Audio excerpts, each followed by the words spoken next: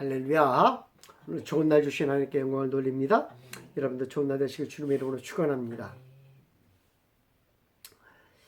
이스라엘과 미디안과의 전쟁은 말도 안 되는 정말 황당무계한 전쟁입니다. 이스라엘이 하룻샘 곁에 모였습니다. 근데 이 말을 듣고 미디안이 모였는데 계속해서 살펴보지만 미디안 수가 13만 5천 명이었습니다. 모래산 앞 골짜기에 진을 친 것입니다. 이 둘 사이에 모래산이 있어서 서로 무엇을 하는지 잘 몰랐던 것 같습니다. 미디안은 13만 5천 명입니다. 사사기 7장 10절 그리고 사사기 8장 10절 말씀 보니까 미디안과 아말렉과 동박의 모든 사람들이 골짜기에 누웠는데 메뚜기의 많은 수와 같고 그들의 낙타의 수가 많아 해변의 모래가 많음 같은지라. 이때에 세바와 살문나가 갈곳에 있는데 동방 사람의 모든 군대 중에 칼든 자 12만 명이 죽었고 그 남은 15,000명가량은 그들을 따라와서 거기에 있더라. 이 정확하게 숫자를 얘기해 주고 있어요. 적군을 바라보면 메뚜기와 같았다. 메뚜기 떼와 같았다라고 이야기해 주고 있습니다. 우리나라에서는 별로 메뚜기 떼가 실감이 안 가요. 뭐 기껏해 메뚜기 잡으러 가자 그러면 기껏해야 한 마리 잡고 한참 있다 또 한 마리 잡고 한참 있다 한 마리 잡고 이런 상황에서는 뭐 바로 메뚜기에 대한 그런 실감이 안 나요. 그런데 외국은 말입니다. 메뚜기가 한 마리가 날기 시작하면 말입니다. 셀 수 없을 정도로 하늘이 새까만 정도로 하고 막 날아요. 이 중동에 날아다니는 메뚜기는 그럽니다. 메뚜기 떼게 하면 그냥 셀 수 없을 정도로 많은 것. 그래서 메뚜기 떼가 한번 지나가면 말입니다. 나무에 뿌리까지 없어진다. 나무 그 딱딱해가지고 우리나라는 메뚜기가 나무 껍질도 못 먹고 말입니다. 잎사귀만 겨우 먹고 마는데 그런 메뚜기가 지나가면 말입니다. 나무 몸통뿐만 아니라 이 뿌리까지 그냥 싹 없어지는 그러한 사태가 벌어집니다. 그러니 메뚜기 떼 하면은 우리나라 사람들이 상상하는 그 상상이 아니라 그 이스라엘 사람들이 상상하는 그 상상은 두려움 그 이상 두려움 옴싹달싹 못하는 떨려가지고 옴싹달싹 못하는 그 상태가 돼버리는 거예요. 그 상태. 이렇게 모인 것도 대단합니다. 기드온이 나팔을 불자 말입니다. 나팔을 불자 이스라엘 백성들이 32,000명이 모였다라고 성경은 얘기해주고 있어요. 이렇게 모인 것도 대단한 거예요. 32,000명 모인 것도. 지금까지 토굴에서 살던 사람들이 모인 것입니다. 양치던 사람들이 모인 것입니다. 농사꾼들이 모인 것입니다. 미디안이면 두려워서 벌벌 떨던 사람들이 모인 것입니다. 모인 숫자도 적들에 비하면 세 발의 피 정도도 되지 않습니다. 그런데 하나님께서 우리가 지난주에 살펴보았지만 32,000명이 많다고 하십니다. 적의 군사는 13만 5천 명인데 32,000명이 많다고 하십니다. 4분의 1도 안 되는데 많다고 하십니다. 하나님은 이렇게 많다고 하신 이유는 무엇입니까? 성경은 이렇게 말해주고 있습니다. 저들이 자고하지 않게 하기 위함이라고 합니다. 32,000명의 전쟁에서 이기면 자신들이 싸워서 이겼다고 할 것이기 때문입니다. 내가 잘해서 이겼다라고 할 것이기 때문입니다. 자신들은 원래부터 싸움을 잘한다고 으쓱 된다는 것입니다.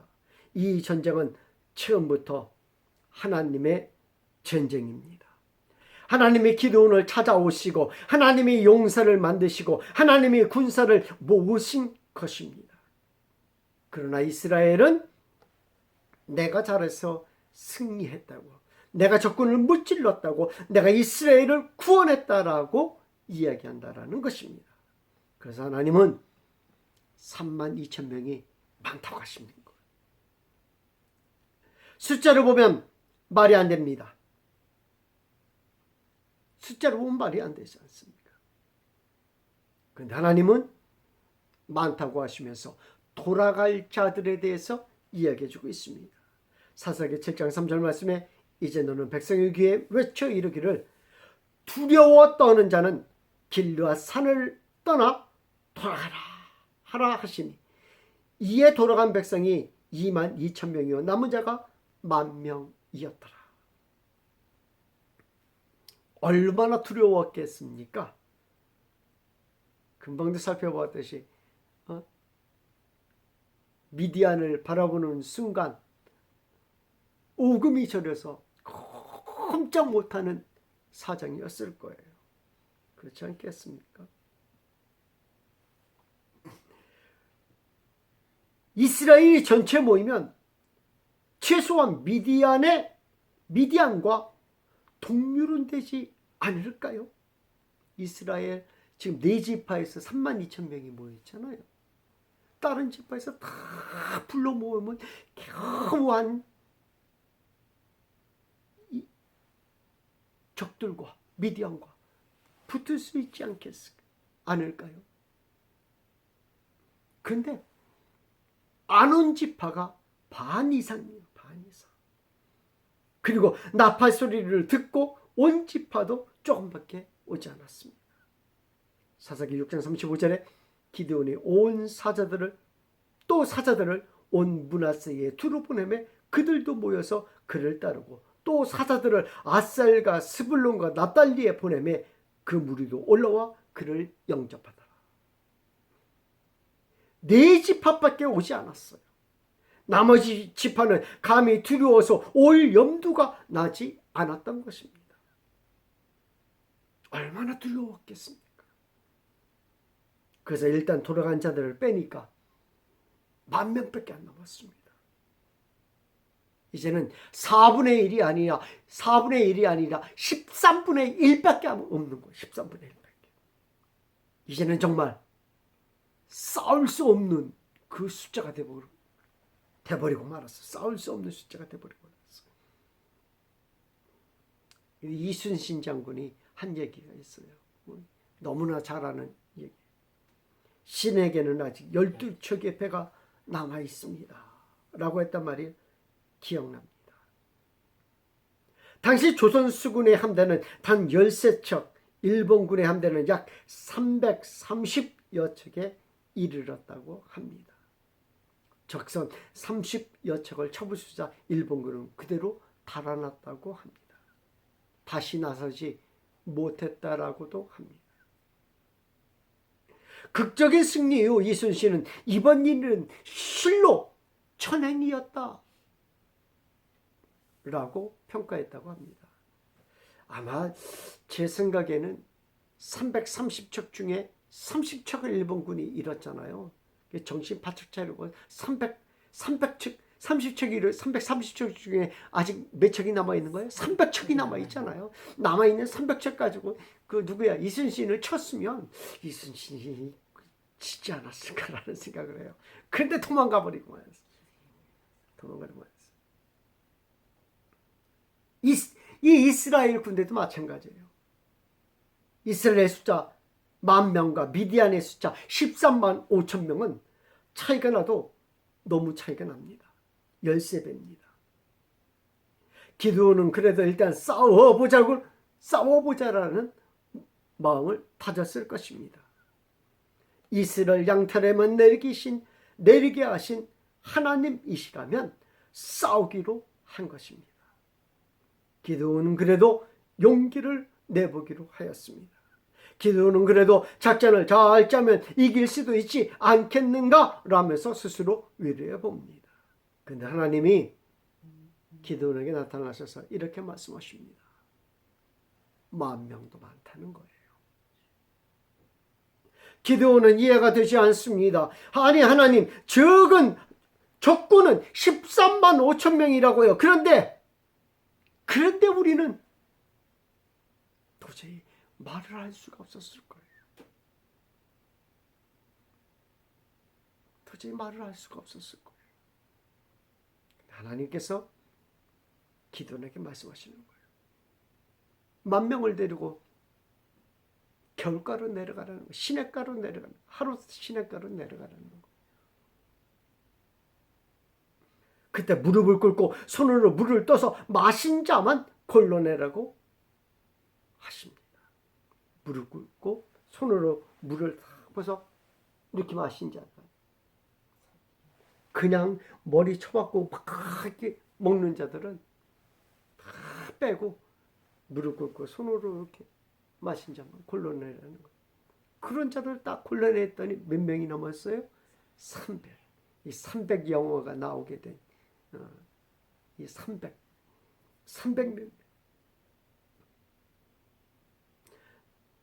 나머지를 다 돌려보내라는 거예요.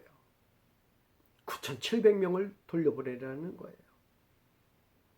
이제 450배가 차이가 납니다.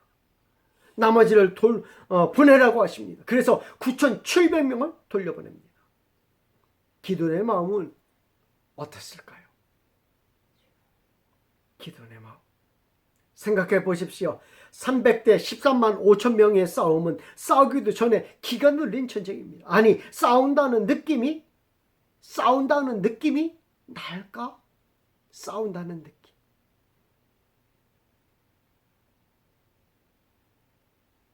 싸우기도 전에 진 전쟁입니다. 싸움에 나갈 수가 없는 전쟁입니다. 13만 5천 명에 비하면 300명을 어디에 붙일 수가 있겠습니까? 기드온은 얼마나 두려웠는지를 하나님도 아셨습니다. 300명 가지고 싸우려니까 도저히 벌벌 떨었을 거 아니에요. 기드온이 얼마나 두려운지를 하나님께서 아셨어요. 그래서 하나님께서 이렇게 말씀하세요. 너 두렵니? 너 두렵잖아. 그러니까 너 부라라는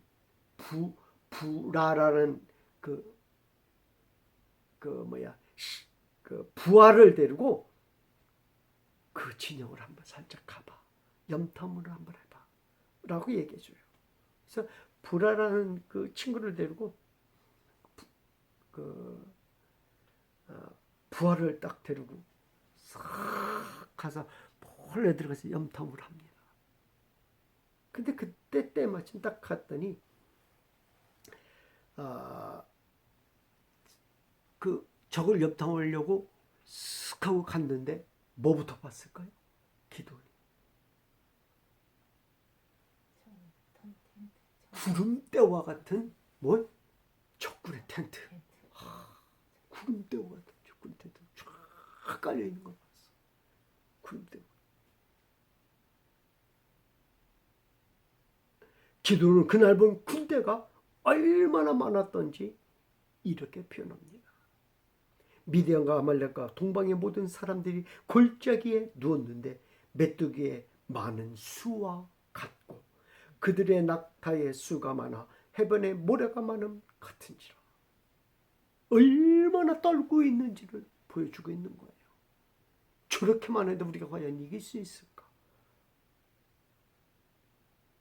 오늘 성경을 보니까 그런 것 같아요.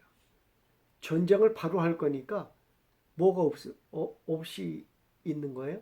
텐트 없이 그냥 그 골짜기에 누워서 그냥 잤던 것 같아요. 성경 보니까 그렇죠?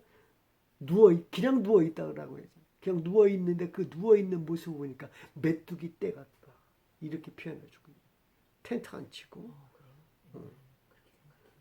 모든 사람들이 골짜기에 누웠는데 이렇게 돼 있잖아요. 그냥 누워 있는 거예요. 쫙 누워 있는. 진짜 성경을 보니까 그렇게 돼 있는 것 같아요. 보기만 해도 기가 눌릴 판입니다. 적의 군대를 소문만으로 듣던 것하고 직접 본 것과는 많은 차이가 날 겁니다. 우리 군대는 300명을 뽑아놨는데, 근데 적의 군대를 보는 순간 말이 필요가 없었을 겁니다. 비교 자체가 되질 않는 것, 비교 자체가. 포기하고 싶은 마음이 듭니다. 나팔로 불라고 하신 하나님이 원망스럽습니다. 왜 내게 하나님을 알게 해주셔가지고 말입니다. 이런 전쟁을 치르게 하십니까? 말도 안 되는 전쟁을 치르게 하십니까? 기드온에게 찾아온 하나님의 사자도 원망스러울 거예요. 내가 작은 자라고 했는데 나에게 나타나가지고 큰 용사라고 말입니다. 부추기고. 누가 하나님의 사자가 나타나가지고 나는 작은 자입니다 라고 이야기했더니 너는 큰 용사야 라고 얘기해 줬잖아. 다른 사람을 찾아가든지 하필 나를 찾아와가지고 이런 고통을 안겨주냐고 하면서 막 부글부글 했을 것 같아.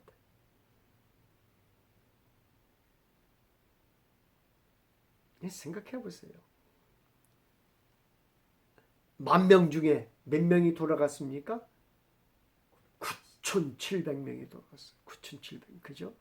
9,700명이 돌아가면 300명한테 뭐라고 했을까요?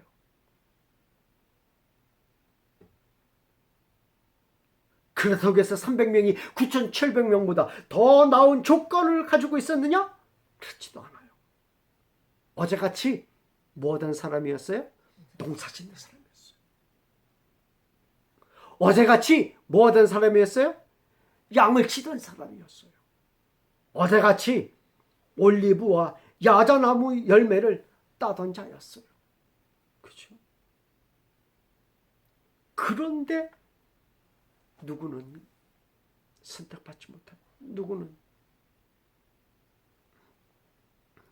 세상 봤을 때도 그렇다라고 얘기했어요. 성경은 두 사람이 함께 맷돌 갈다가 한 사람은 가고 한 사람만 남겠네. 남아있는 사람이 중요한 게 아니에요. 어디가 있는 사람이 중요한 거예요? 올라간 사람이 중요해요. 우리도 올라가길 주님의 이름으로 축원합니다. 우리도 올라가야죠. 우리도 올라가야죠. 어제같이 양을 치고 어제같이 농사 짓고 어제같이 올리브를 따던 사람이었는데 누구는 가고 누구는 남은 것입니다. 누가 이것을 인정하려고 할까요? 그럼에도 기드온은 하나님의 명령에 따라 적진에 들어갑니다. 하나님은 기드온과 이스라엘 백성들이 전쟁은 하나님께 있음을 알게 하신 것입니다. 전쟁은 사람에게 있는 것이 아니라 하나님께 있다라는 것을 알게 하신 거라는 거예요.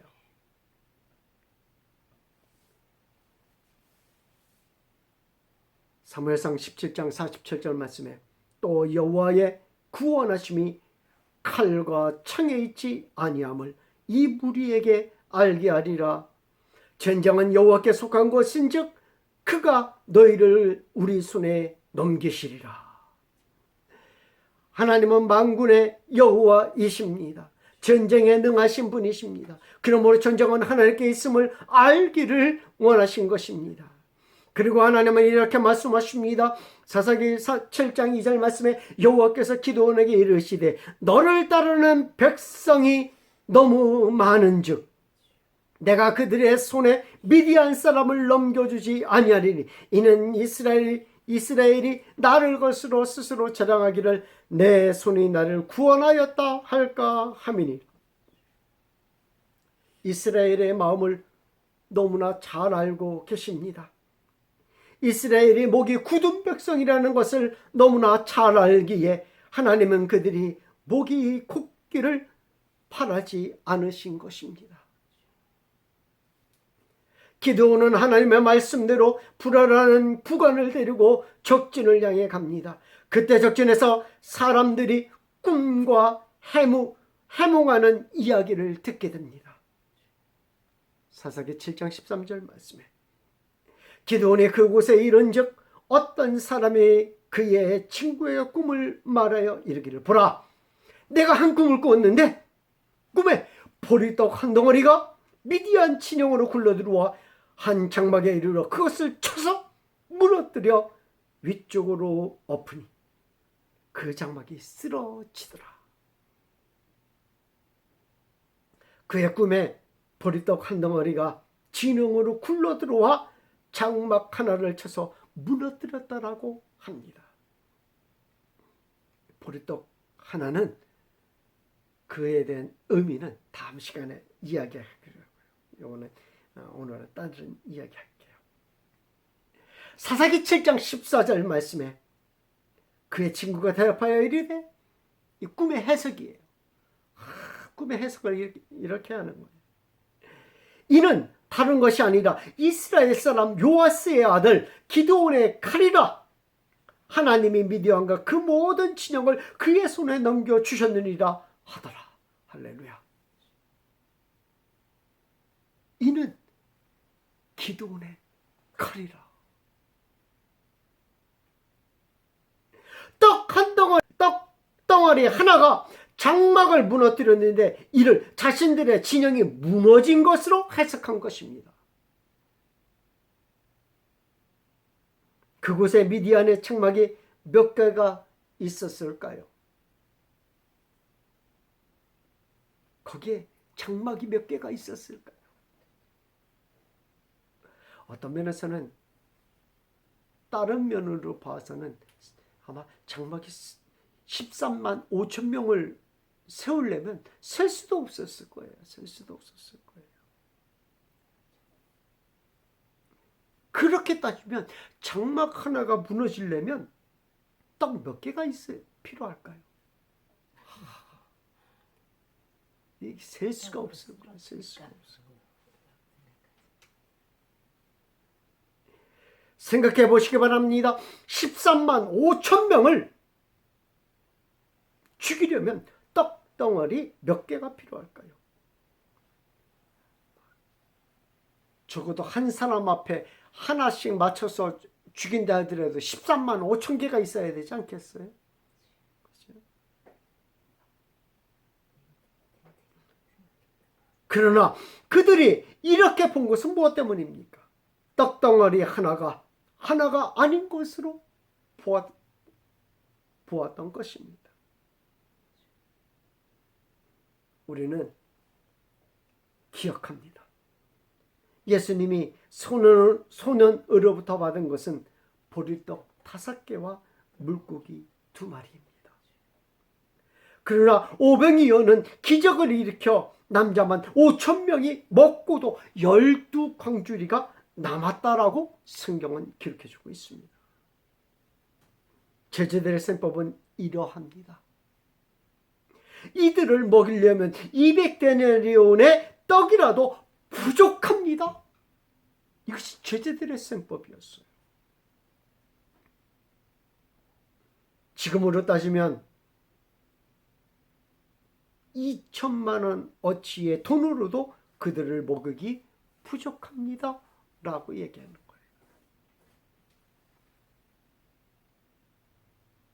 그러나 예수님이 손을 들고 축사하고 나눠주시니 남자만 5천 명을 먹이고 12광주리가 남았다라고 성경은 말해주고 있습니다. 미디안의 군사들이 보리떡 한 덩어리를 본 것은 분명합니다. 그러나 그 한 덩어리가 그들이 보기에는 하나님의 칼이요 기드온의 칼이었던 것입니다. 300명 대 13만 5천 명의 대결은 순식간에 끝났습니다. 300명은 일절이 항아리를 깨며 여호와와 기드온의 칼이여 하면서 외쳤던 것입니다. 그리고 동시에 나팔을 불었습니다. 이때 미디안의 군영에서는 이상한 일들이 벌어졌습니다. 자신들끼리 서로 죽이기 시작했습니다. 누가 먼저라고 할 것도 없었습니다. 그렇게 300명은 그들을 무찔렀습니다. 벌목꾼이었던 기드온을 하나님은 용사로 사용하신 것입니다. 기드온은 도저히 감당할 수 없는 전쟁도 상황도 아닙니다. 기드온에게 군사가 많습니까? 기드온에게 무기가 대단합니까?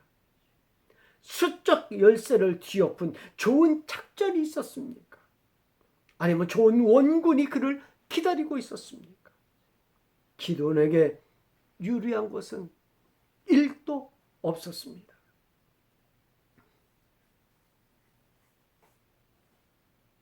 어떤 면에서 13만 5천 명을 하나의 텐트로 보냈는지도 모릅니다.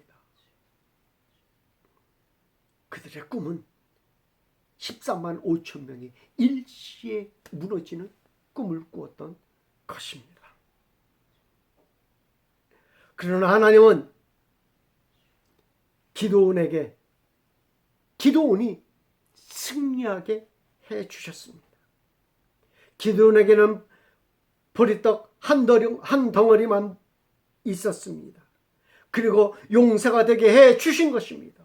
기드온이 용사로서의 삶을 살아간 것이 아니라 하나님이 용사로 만들어 주시고 용사가 되게 해 주신 것입니다.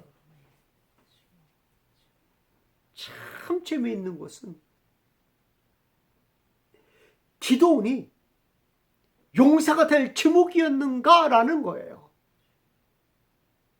기드온은 용사가 될 준비가 전혀 되지 않은 사람이에요. 아니, 용사로서 아무런 체질이 없었어요.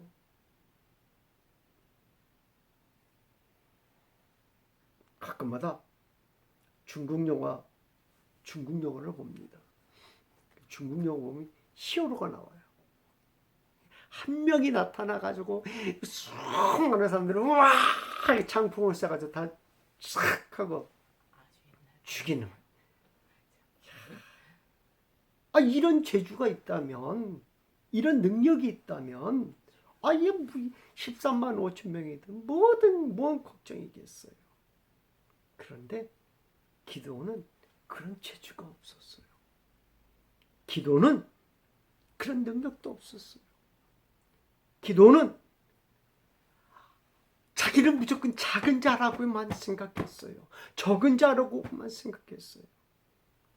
그런데 하나님이 그를 만들어 주시기 시작하는 거예요.